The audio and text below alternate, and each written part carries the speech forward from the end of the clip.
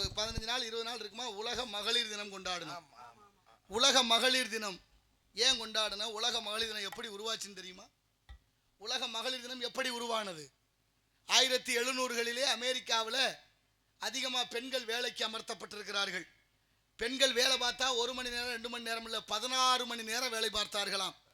16 மணி நேரம் பெண்கள் வேலை பார்த்து அந்த வேலை பார்த்த சம்பளம் கேட்க போனா இந்த ஆணாதிக்க திமிரு எங்களோட ஒரு நாள் படுக்கையை பகிர்ந்து கொண்டால் சம்பளம் தர்றேன்னாங்களாம். படிச்சிங்கன்னா ரத்தம் கொதிக்கணும். உலக மகளிர் தினம் சும்மா வந்துடல, நம்ம ஒவ்வொரு தினத்தையும் கொண்டாடிக்கிட்டு இருக்கிறோம். எப்படி வந்துச்சுன்னு ஒவ்வொன்றையும் படிச்சு பாருங்க. எவ்வளவு பேருடைய உயிர் தியாகம் அதுக்குள்ள இருக்குன்னு. நம்ம இப்ப என்ன திருவிழான்னா குடியும் கும்மாளமும் சாப்பாடு தான் முக்கியமா தெரியுது. ஆனால் அப்படிப்பட்ட பெண்கள் வேலை பார்த்து 16 மணி நேரம் வேலைக்கு சம்பளம் கேட்க போனா எங்களோட படுக்கணும்னு சொல்லிட்டு எப்படி பாருங்க பண்ணியிருக்காங்க. எவ்வளவு பெரிய கொடுமை. அதை எதிர்த்து போராடி வெற்றி கண்ட நாள் தான் உலக மகளிர் தினம் முதலாவதாக அமெரிக்காவில். இப்ப மகளிர் தினத்தை பெற்று விட்டார்கள் பெண்கள். ஆனா கொடுத்த முதலாளிக்கு வலிக்கும்ல, பொம்பளைய சேர்ந்து இப்படி பண்ணி விட்டாளுகளே. எப்படியா இந்த பழி வாங்குற உணர்ச்சி எப்படி இருக்கு பாருங்க. வேலை பார்த்த கட்டடத்தில் தீ வச்சுட்டாங்க படுவாவிகள். 257 பேர் இறந்து போனாங்க தெரியுமா?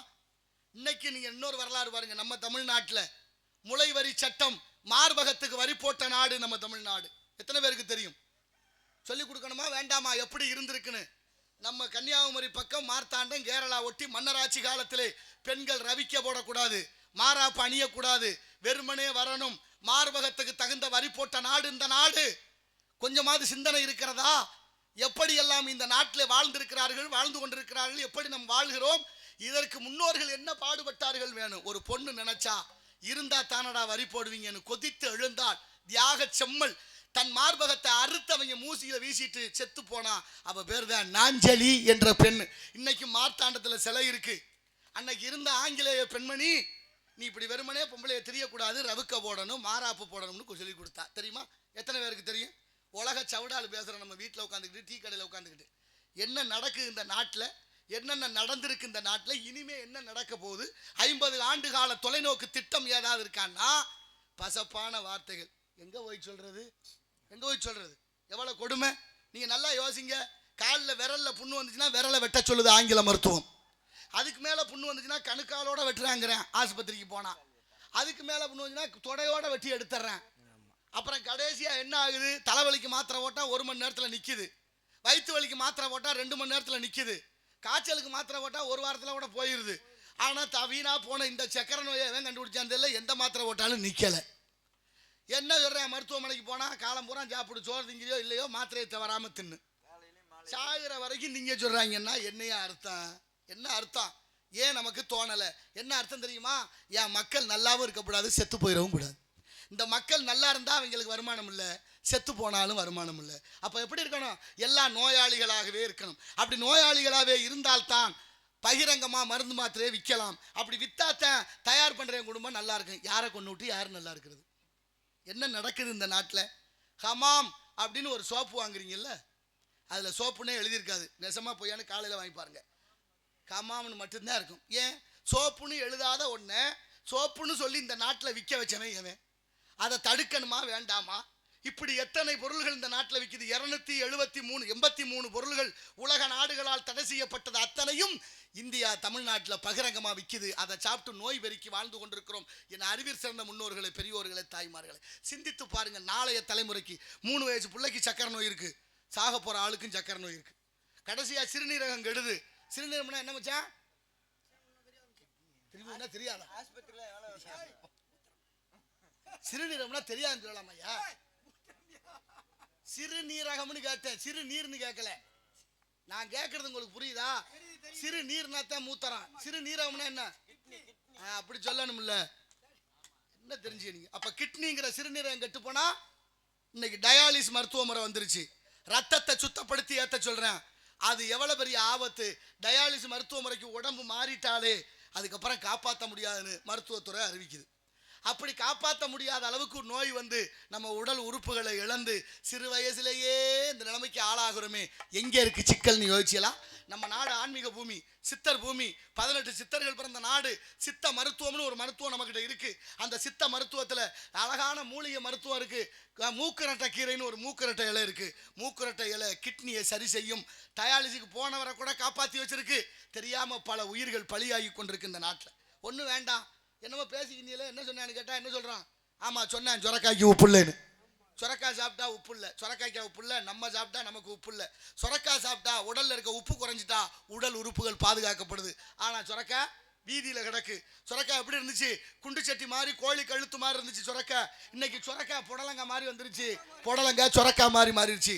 எவ்வளவு பெரிய ஆபத்தான வாழ்க்கையை வாழ்ந்து கொண்டிருக்கிறோம் என்பதை என் தாய்மார்கள் சிந்தியுங்கள். 7200 மணி நேரம் கருவில சுமக்கிற குழந்தையை நாளைக்கு எப்படி வாழ வைக்கிற? வயிற்றுல இருக்கும்போதே சக்கரை நோய் வருது. எவ்வளவு பெரிய ஆபத்து! இதை தடுக்க யாருக்கு வழி இருக்கா? என்ன காரணம்? எங்க இருக்கு நஞ்சில்லாத உணவு? சுகாதாரத்துறை இன்னமும் பேருந்து நிலையத்தில் உட்கார்ந்தா கொசுக்கடி தாங்கல. அப்ப சுகாதாரத்துறைன்னு இந்த நாடு முழுவதும் வச்சிருக்காங்க. இன்னைக்கு வரைக்கும் கொசுவை ஒழிக்க முடியல. அப்புறம் என்ன சுகாதாரத்துறை? மனசாட்சியோட சிந்திச்சு பாருங்க. கேட்கறது கொஞ்சம் கஷ்டமா தான் இருக்கும். எப்போதுமே உண்மை கசக்கத்தான் செய்யும். ஆனா உண்மையை யாராலையும் தடுக்க முடியாது. மருத்துவ முறை, ஒரு பொண்ணு மாசமா இருக்கிற வழியால துடிக்கிறா. துடிச்ச உடனே கணவனும் பெற்ற தாயும் பதவிப்பா, என் பிள்ளை துடிக்கிறாளே, மருத்துவரை ஏதாவது வழி பண்ணுங்க. அம்மா இன்னும் 2 மணி நேரம் ஆகும், தானா சுயப்பிரசவம், கவலைப்படாத, பொறுமையா இருந்தா தாங்காது. ஏன்னா வழி தாங்க முடியலையே, வழி தாங்க முடியும். ஐயா ஏதாவது பண்ணணுமே, அப்பனா கிழிச்சு தான் எடுக்கணும். நெருக்கடியை உண்டு பண்றானே, பிள்ளைய வெளியில் எடுக்க கிழிச்சா வலிக்கும்னு தெரியும், குடல் அறுபடும்.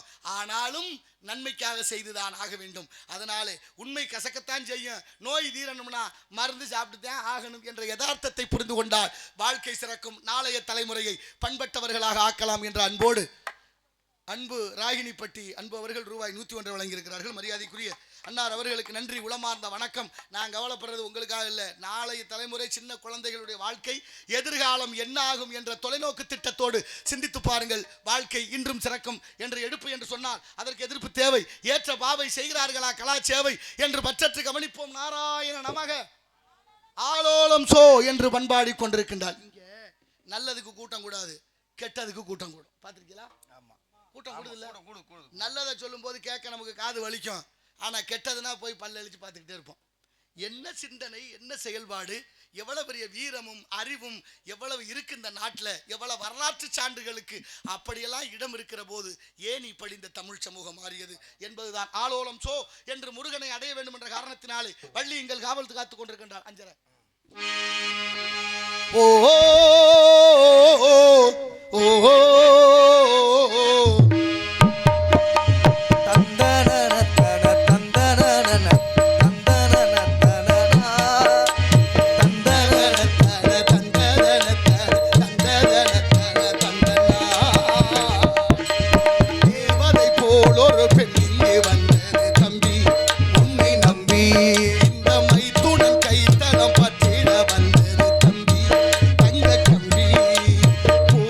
சூட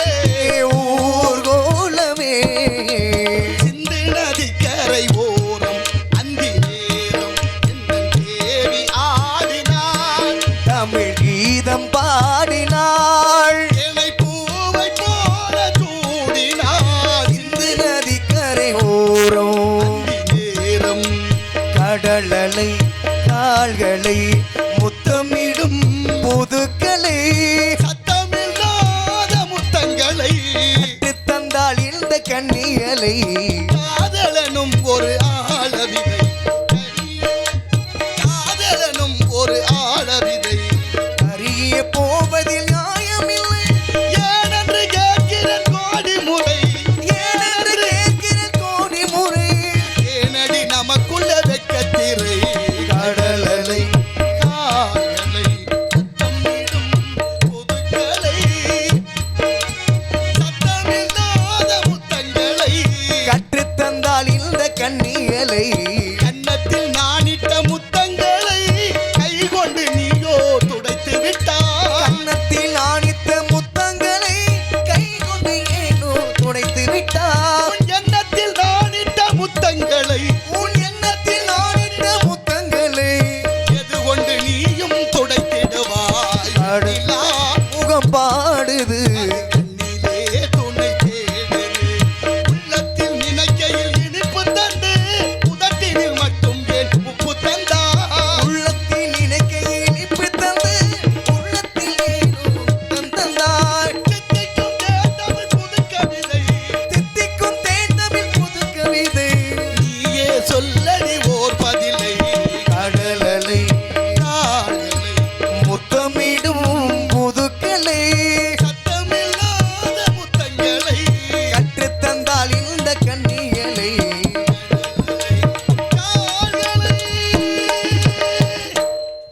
நன்றி நன்றி நன்றி. அந்த காலத்துல வீட்டுல ஒரு பெரிய மனுஷி இருந்தான்னா, தாத்தாவோ பாட்டி இருந்தான்னா, தொட்டில்ல புள்ள தூங்கும் போது அழுதுட்டா பாட்டிக்கு தெரியும். ஏய் புள்ள அழுகிறான், பசியில பாலை கொடு. ஏய் புள்ள அழுகிறான், ஏதோ எறும்பு கடிச்சிட்டு தூக்கி பாரு. புள்ள அழுகிறான், வயிற்ற வலிக்கும் போது வெளியே இருக்க வை அப்படின்னு சொன்ன கிழவன் கிழவியெல்லாம் இருந்த வீடுகளில் இன்னைக்கு பேர பிள்ளைகளை கூப்பிட்டு மட்டும் தண்ணி தாடான்னா கேட்குறேன். அந்த பிள்ளைக ஊருக்கே வருது, உனக்கு என்ன வரலையாங்கிறேன். என்ன வரல, சாவு வரலையான்னு. தாத்தா பாட்டியே இருக்கக்கூடாதுன்னு ஒரு சமூகம் நினைக்கிறேன். எப்படி பெரிய மனுஷக்க இருந்தால் தாய்மார்கள்லாம் வீட்டு வாசலில் அரிசி மாவில் கோலம் போட்டோம். எதுக்கு? அரிசி மாவில் கோலம் போட்டால் எறும்பு சாப்பிடும், எறும்பு சாப்பிட்டா வம்சம் நல்லா இருக்குங்கிறது ஐதீகம். ஐதீகம் அப்படியே தான் இருக்குது, கோலம் தான் போட முடியலை. அதுலேயும் மாமியா மருமக இருக்கிற வீடுன்னு பார்த்துக்குங்க. 2 பேருக்கும் சாயந்தரமாக லேசாக சண்டை வந்துட்டா போதும். பொழுது விடிஞ்சு அந்த அம்மா ஒரு பக்கம் போயிடும், அவள் ஓடுவா நமக்கணத்துக்கு அப்படின்னு இந்த அம்மா ஒரு பக்கம் போயிடும், வாசல் வெறு வாசலாக போயிடும். பழைய சோறு சாப்பிடும்போது எறும்பு கிடந்தா எடுத்து போட்டு சாப்பிடுன்னு சொல்லி வளர்த்தாங்கல்ல நம்மளை. அப்போ சோத்தில் எறும்பு கிடந்தா எடுத்து போட்டதுனால நன்மை இல்லை. அதுக்கு உண்மையிலேயே எறும்புகளுக்கு கண் கிடையாது. கண்கள் இல்லாத சீவராசி எறும்பு. அந்த எறும்புக்கு உணவு கொடுத்தா வம்சம் நல்லா இருக்கும்னு சொல்லி வளர்த்தாங்க. அதனால தான் அரிசி மாவில் கோலம் போட்டோம். இன்னைக்கு அரிசி மாவில் கோலம் போட்ட காலம் போய் வீட்டுக்குள்ள எறும்பு வரக்கூடாதுன்னு ஒரு கோடு கிழிக்கிறோம். ஒரு குச்சி கண்டுபிடிச்சிருக்காங்க, கிழிச்ச ஓட்ட எறும்பு தாண்டலை. நான் நினைக்கிறேன் எறும்புக்கும் பகுத்தறிவு வந்துருச்சுக்குமான்னு. ஆனால் தாண்டுனா செத்துருவோம்னு எறும்புக்கு தெரியுது. மனுஷன் சொல்லி பச்சே கேட்குறேன், இல்லை போகாதேன்னா அங்கே தான் போகிறேன், செய்யாதேன்னா அதைத்தான் செய்கிறேன். எதெல்லாம் செய்யக்கூடாது தலைகீழா. நீங்கள் பாருங்க, அகர முதல எழுத்தெல்லாம் ஆதி பகவன் முதற்றே உலகம் அப்படின்னு வள்ளுவர் பாடுறார். அகரம்ங்கிற ஆணா இருக்கு பாருங்க, அகரத்துலாம் தொடங்குது எல்லா எழுத்தும், எல்லா மொழியும் தொடங்கி அங்கேயே முடியுது. ஆனால 3 எழுத்து இருக்கு, ஒரு எழுத்து இல்லை 3 எழுத்து இருக்கு. தொடங்கும் போது ஆ, இடையில ஊ, இறுதியில நிறைவாக மானா. ஆனா ஊனா மானா, அகர உகர மகர சம்மேளனம். இப்ப அகர உகர மகரம் ஆனா நல்லா தெரியும், ஊனாவும் நேரா இருக்கு, மானா மட்டும் தலைகீழா இருக்கு. ஏன் மானா தலைகீழா இருக்கு தெரியுமா? மானான்னா மண்டக்கிருவம், மண்டக்கிருவம் முடிச்ச பூரா தலைகீழா தான் நிற்கிறேன். சொல்லு பேச்சே கேட்குறேன் இல்லையே, எங்க போய் சொல்ல. எவ்வளவு தத்துவங்களை நமக்கு கொட்டி வைத்திருக்கிறார்கள், அவ்வளவு விஷயங்கள் இருக்கு. சிரிப்பது மட்டுமல்ல வாழ்க்கை, சிந்திப்பதும் நமது வாழ்க்கை. அவ்வளவு இலக்கியங்கள் நமக்கு அவ்வளவு விஷயங்களை சொல்லி கொடுத்துருக்கு. இந்த நாட்டில் உயர்ந்த மொழி தமிழ். யாமறிந்த மொழிகளிலே தமிழ் மொழி போல் இனிதாவது எங்கும் காணோம் என்றார் எட்டயபுரத்து முண்டாசி கவிஞன் மீசை கவிஞன் பாரதி. பாரதிக்கு 11 மொழிகள் தெரியுமா? பாரதிக்கு 11 மொழிகள் தெரியும் என்பது உண்மை. அப்படிப்பட்ட 11 மொழியை படித்த பாரதி சொல்றாரு, யாமறிந்த மொழிகளிலே தமிழ் மொழி போல் இனிதாவது இந்த உலகத்திலே இல்லைன்ட்டாரு.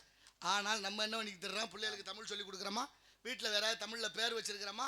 பேருன்னா சாதாரணம் இல்லை, நாளைக்கு உன்னை பற்றி சொல்லணும்னா பேர் தான் சொல்லும். யார் இந்த பையன், நல்லா நடந்துக்கிறேன், ஒழுங்காக படுத்துக்கிறேன், பக்குவமாக இருக்கேன், ரொம்ப நல்ல பிள்ளையா இருக்கானே, யார் மையன்? இன்னார் மையன்னு பேர் சொல்லணும்ல. மொழின்னு ஒண்ணு இல்லைன்னா நம்ம எப்படி பேச முடியும்? தெரியணும். அப்ப மொழி எவ்வளவு உண்மைன்னு பாருங்க, எவ்வளவு உறுதியா இருக்கணும்னு பாருங்க. அதனாலதான் எந்த குழந்தை நல்ல குழந்தை தான் மண்ணில் பிறக்க. இப்ப மொழி அவ்வளவு முக்கியம். அமெரிக்காக்காரர்கள் அவங்களோட பிள்ளைகளுக்கு திருப்புகள் சொல்லி கொடுக்குறாங்க. நம்ம தமிழ்ல வந்த திருப்புகள் சொல்லி கொடுக்குறேன். திருப்புகள் அருணகிரியார் பாடியது. முத்தை தரு வத்தி திருநகை அத்திக்கிற சத்தி சரவண முத்திக்கொரு வித்துக்குருவரன் என ஓதும் அப்படிங்கிற திருப்புகள் அமெரிக்காவில் நேரம் இல்லை, அதனால சுருக்கா முடிச்சுக்கிட்டு. ஆக அப்பேற்பட்ட அமெரிக்காவில் தமிழ் சொல்லி கொடுக்குறார்கள் அவங்க பிள்ளைகளுக்கு. ஏன்னு கேட்டா, தமிழ் படிச்சா நாக்கு சுத்தமா பேச்சு வருமா, அதை விட திருப்புகள் படிச்சா ஆயுசு கூடுமா, தமிழ் படிச்சாலே ரொம்ப நாளைக்கு நல்லா இருக்கலாம்னு சொல்றாங்க. அதனாலதான் நாங்க பிள்ளைகளுக்கு தமிழ் சொல்லி கொடுக்குறோம்ங்கிறேன். யாரு? அமெரிக்காவில். லண்டன்ல பசுமாடு அம்மானு கத்துது. லண்டன் மாடு அம்மானு கத்தலாமா? அது மம்மின்னு கத்திருக்கணும், இல்லைன்னா மதர்ன்னு கத்திருக்கணும்.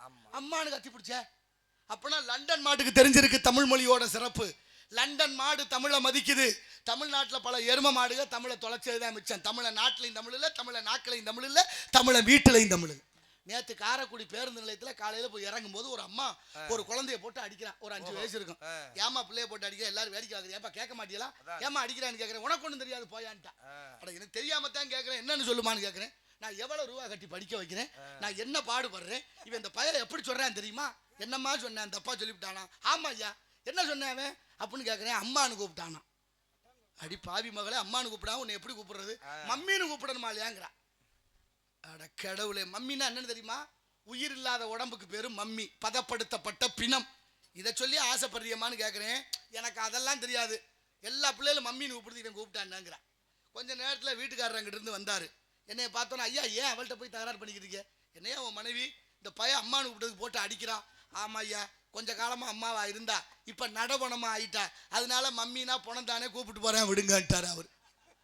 எப்படி இருக்கு பாருங்க, என்ன சிந்தனை, என்ன தெளிவு. உலகம் பூரா என்னென்னமோ பேர் வைக்கிறான், நம்மளும் பேர் வச்சிருக்கோம். யாசிகா, அபர்ணா, பிரித்திகா, தர்ஷினி, மகிஷா, சர்மா, குருமா, வருமானு பேர் வச்சுட்டோம். யாசிகான்னா என்ன அர்த்தம்? யாசிகான்னா பிச்சைக்காரி, யாசினா பிச்சை. மகிஷான்னா என்ன? எரும மாடு. அபர்ணான்னா அம்மனமானவள். தர்ஷினினா அமாவாசை, இருட்டு. இப்படியா பேர் வைக்கிறது? எவ்வளவு உயர்ந்த பேர்கள் எல்லாம் இருக்கு. எத்தனையோ உயர்ந்த தத்துவங்களை, வடநாட்டு சுதந்திர போராட்ட வீரர்களுடைய பேர்லாம் உங்களோட பிள்ளைகளுக்கு வச்சிருக்கிறீங்க. காந்தி, நேரு, பகத்சிங், சுபாஷ் சந்திரபோஸ், சிவாஜின்னு பேர் இருக்கு. எவனாவது ஒருத்தன் வடநாட்டுக்காரன் நம்ம நாட்டு சுதந்திர போராட்ட வீரர்கள் பேர் வைத்திருக்கிறார்களா? இல்லை இல்லை, அவன் தெளிவா இருக்கானே. வடநாட்டிலேருந்து வந்த இந்திக்காரன் போற நம்மளை பார்த்து அண்ணா வணக்கம்ங்கிறான், அண்ணா வணக்கம்ங்கிறேன். நம்மளால அவனை பார்த்து வாங்க ஜிங்கிறேன். கடுப்பா வருமா? வருதுயா. என்ன கொடுமை இது? ஏன் இப்படி மாறினோம்? நமக்குன்னு ஒரு கொள்கை இருக்கு, நமக்குன்னு ஒரு வரலாறு இருக்கு, நமக்குன்னு எத்தனையோ இலக்கியங்கள் இருக்கு. அத்தனை இருந்த நம்ம, நீங்க இன்னொரு செய்தி சொல்லவா? அமெரிக்கா நயாகரா நீர்வீழ்ச்சி, அங்க நல்வரவுன்னு தமிழ் இருக்கு. சப்பானிய பல்கலைக்கழகம் யாதும் ஊரே யாவருங்கள் 2 மொழியில வச்சிருக்கேன். ஒன்னு நம்ம மொழி, ஒன்னு அவர்கள் மொழி. அடுத்து செருசலேம், கிறிஸ்தவர்களுக்கு உகந்த நாடு. அந்த 10 கட்டளையை மொழிபெயர்த்தார்கள் பைபிள்ல இருந்து. அதுல முதலாவதாக நமது மொழி இன்றும் கல்வெட்டு இருக்கு. இன்னொன்னு சொல்றேன், சீனா இருக்குல்ல, பக்கத்து நாடு சீனா. சீனாவில் தமிழ் பள்ளிக்கூடம் திறக்கிறாங்க, தமிழ்ல பேர் வைக்கிறாங்க, தமிழ் வாத்தியார்கள் நியமனம் பண்றாங்க, தமிழுக்கு முக்கியத்துவம் கொடுக்குறாங்க. அங்கேருந்து ஒரு பொண்ணு பேசுவா, என் அறிவில் சேர்ந்த பெரியோர்களே, வலைதளத்தில் தட்டி பாருங்க. ஒரு பொண்ணு சொல்றா, என்ன தெரியுதா, நான் சீனாவிலேருந்து பூங்கோதை பேசுறேங்கிறான். இருக்கா இல்லையா? எடுங்க, உடனே எடுக்கணத. பூங்கோதை பேசுறேன்னு பூங்கோதைங்கிற பேரு சீனாவுக்கு போயிடுச்சு. நம்ம என்ன பேர் வச்சுக்கிட்டு அழைகிறோம்? நினைச்சு பாருங்க. தமிழ் அழிக்க தமிழர்கள் ஒன்று பத்தாதா? நினைச்சு பாருங்க. உலகத்துக்கே மூத்த மொழி தமிழ். இப்ப பல நாட்டு அரசாங்கம் சீன நாட்டை கேட்குது, ஏயா நீங்க தமிழுக்கு இவ்வளவு முக்கியத்துவம் கொடுக்குறீங்கன்னு. சீன அரசாங்கம் சொல்லுது, உலகத்திலே 6 மொழி உலக நாடுகளால் செம்மொழியாக்கப்பட்ட மொழி 6. என்னென்ன? கிரேக்கம், லத்தீன், ஈப்ரோ, சமஸ்கிருதம், சீனம், இன்னொன்னு தமிழ். தமிழ்னு சொல்லுங்களேன், நம்ம தமிழ் மொழி தானே. நீங்க சொல்லுவீங்கன்னு தானே அந்த இடத்துல இன்னொன்னு கேட்குறேன். அப்படிப்பட்ட 6 மொழியிலே 4 மொழி செத்து போச்சு. என்னென்ன? கிரேக்கம், லத்தீன், ஈப்ரோ, சமஸ்கிருதம். இது 4ம் உலக வழக்கு அழிந்து ஒளிந்து செத்து சிதஞ்சு போச்சு. மிச்சம் இருக்கிறது 2. ஒன்று சீனம், இன்னொன்று நமது தமிழ் மொழி. 2 மொழி இருக்கு ஐயா. அதுலேயும் எங்க நாட்டு ஆய்வாளர்கள் கருதுகிறார்கள், சீன மொழியும் ஒரு நாள் இல்லை ஒரு நாள் அழிஞ்சு போகுமா. ஒருவேளை சீன மொழி அழிந்து போனால் உலகத்திலே நிலையான மொழி தமிழாம். அந்த தமிழை நாங்கள் இப்பவே பரப்பிட்டோம்னா நாங்கள் தமிழை வச்சே எங்க நாட்டை ஆள முடியும்னு சீன அரசாங்கம் சொல்லுது. இங்கே என்ன நடக்குது? 5 லட்சம் இளைஞர்களுக்கு தமிழ் எழுத படிக்க தெரியல. பள்ளிக்கூடத்தில் தமிழ் இல்லை. 207 பள்ளிக்கூடத்தை மூடியாச்சு, அரசு பள்ளிக்கூடம். யாரும் அதை பற்றி கேட்கல. ஆனாலும் பேசுகிறேன், நாங்கள் தான் தமிழை வளர்க்குறோம், நாட்டில் எல்லாத்தையும் நாங்கள் தான் பண்ணுறோம். வெக்கமே இல்லை. சங்கம் வளர்த்த தமிழ் மதுரை. மதுரை வீதியிலே தமிழ் இருக்கா என்றால் இல்லை. ஆனாலும் நமக்கு எந்த ரோசமும் வந்ததும் இல்லை. நமக்கு என்னத்துக்கு பெரிய இடத்து பொல்லாப்பு? அரமனை கோழி முட்டை அம்மிக்கெல்லாம் உடைக்கும். 2020 சாத்தான்குளத்தில் 2 அப்பாவும் பிள்ளையும் கொண்டு போய் படுத்தி கொன்னதுக்கு தீர்ப்பு மதுரையிலே முத்துக்குமார் என்ற நீதி அரசர் முருகன் ரூபமாக வந்து வழங்கியிருக்கிறார். அதே மாதிரி இன்னொரு தீர்ப்பும் கிடைச்சிட்டா எவ்வளோ நல்லா இருக்கும். அரமனை கோழி முட்டை பெரிய இடத்துக்கு சொல்ல பெரிய இடத்து பொல்லாப்பு அரமனை கோழி முட்டை அம்மிக்கல்லை உடைக்கும்னு அந்த அரமனை கோழி முட்டை நம்ம திருமங்கலத்துலேருந்து புறப்பட்டுச்சு. போன வருஷம் சிவகங்கை மாவட்டம் திருப்போண வட்டம் மடப்புறம் பத்திரகாளி கோயிலுக்கு அந்த அரமனைக்கு கோழி முட்டைக்கு பேர் நிகிதா. அந்த அரமனை கோழி முட்டை நேராக பத்திரகாளி கோயிலில் இருந்த நம்ம தம்பி அஜித்குமார் மேலே மோதி அஜித்குமார் ஆகிய அம்மிக்கல் உடஞ்சி தூளா போச்சு. அரமனை கோழி முட்டை பத்திரமா நடமாடுது. மனசாட்சி இருக்கிறவங்க சிந்திச்சு பாருங்க, இந்த நீதியும் நியாயமும் எல்லாருக்கும் கிடைக்குமான்னு. அப்ப ஏழை எளிய மக்கள் எப்படி வாழ்வது என்ற சிந்தனை தெளிவு உங்களுக்கு இருந்தால் சரியானதை தேர்வு செய்ய வேண்டிய காலமும் நேரமும் வந்தது நமக்கு என்பதை உணர்வோம். அதுதான் நாளைய சமுதாயத்தை சரி செய்யும். இன்னும் நிறைய இருக்கு விதைக்கிறதுக்கு. காலமும் நேரமும் கடினமானது, ரொம்ப கடந்து போயிடுச்சு. நாடகம் ஆரம்பிச்சது 10:45, அப்புறம் பப்புன்னு வந்தது, டான்ஸ் வந்தது, வள்ளி வந்தது 1 மணி, நான் வர்றது 2:30 மணி. இப்படியா நாடகம் நடத்துறது? ரொம்ப கவனமா இருக்க, நேரங்காலம் ரொம்ப முக்கியம் என்பதை உணர்வோம். அதுக்கு நீங்களும் உறுதுணையாக இருக்கணும். இங்க ஒருத்தர் பேச வந்தா அதை 1 மணி நேரமா பேசிக்கிட்டு இருக்கக்கூடாது. எதை சொல்ல வந்தோமோ சொல்லணும், சரியானதை தேர்வு செய்யணும். அதுதான் முக்கியம். ஆகினால சுந்தரம் நிறைந்ததும் சிறந்த மங்கை இவள், சுந்தரம் நிறைந்ததும் சிறந்த மங்கை இவள், எந்த உலகெங்கு ஏன் வந்தாய் அந்தரமே குந்த தேவர் துந்தமி முழங்க வரும், அந்தரமே குந்த தேவர் துந்தமி முழங்க வரும், இங்கிரன் வணங்கும் எங்கள் கந்தசாமிக்கே தகுந்த சுந்தரம் நிறைந்ததும் மங்கை வந்த மங்கை இவள், எந்த உலகெங்கு ஏன் வந்தாய்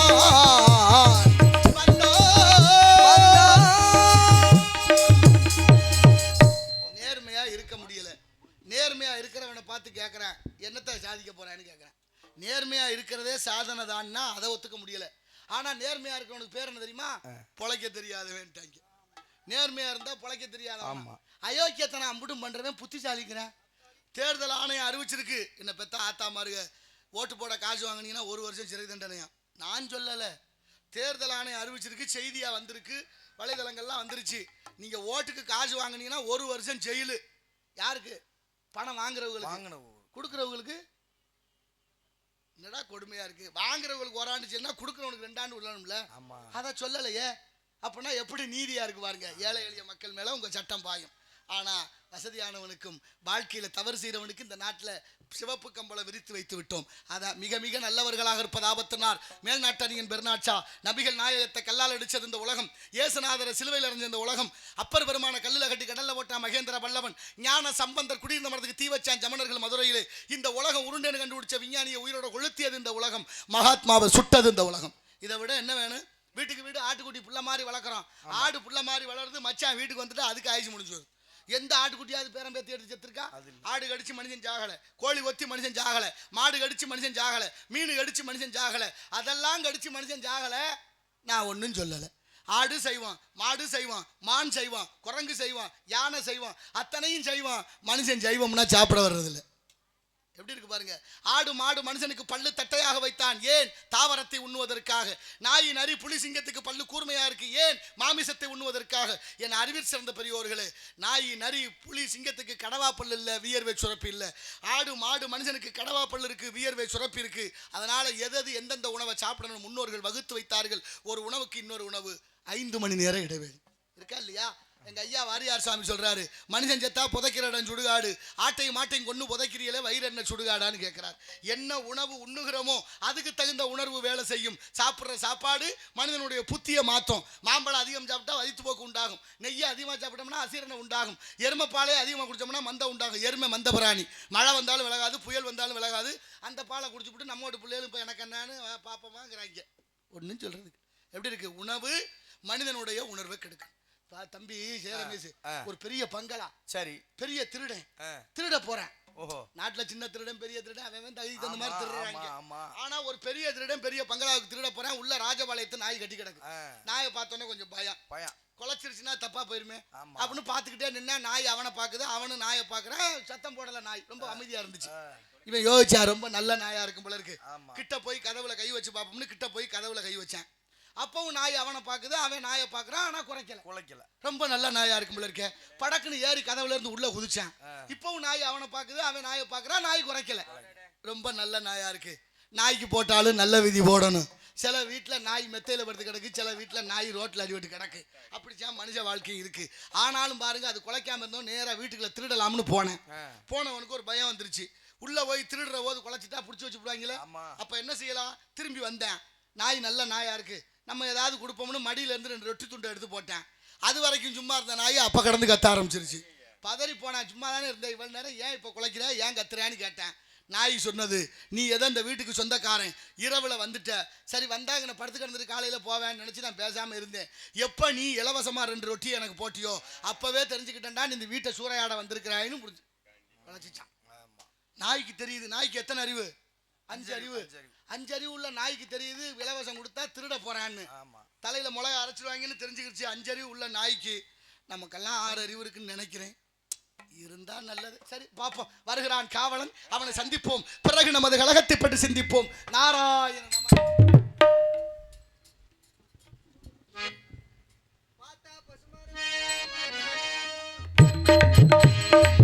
பார்த்தா பசுமரம் படுத்து விட்டா நடுமரம் விறகு காகுமா ஞான தங்கமே திகிட்டா கருகு மெஞ்சும்